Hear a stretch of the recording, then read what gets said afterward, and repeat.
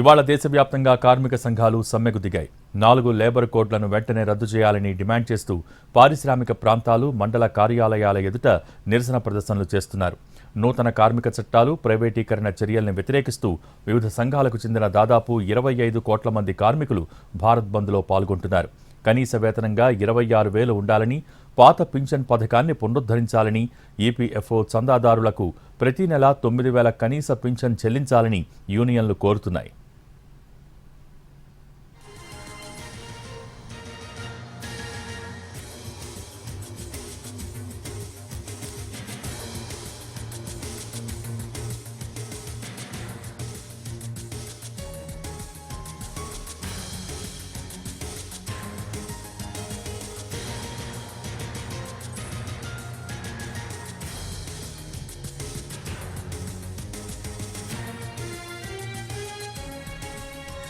ఇక భారత్ బంద్కు సంయుక్త కిసాన్ మోర్చాతో పాటు ఇతర గ్రామీణ కార్మిక సంఘాలు మద్దతు ప్రకటించాయి. గ్రామీణ ప్రాంతాల్లో సమస్యలు పెరిగిపోతున్నాయని, ముఖ్యంగా నిరుద్యోగం, జీవన వ్యయం, విద్య, ఆరోగ్యం, సంక్షేమంలో బడ్జెట్ కోతలు, వ్యవసాయ రంగానికి సరైన మద్దతు ధర, పెట్టుబడి సహాయం లేకపోవడం వంటి సమస్యలను పరిష్కరించాలని డిమాండ్ చేస్తున్నారు.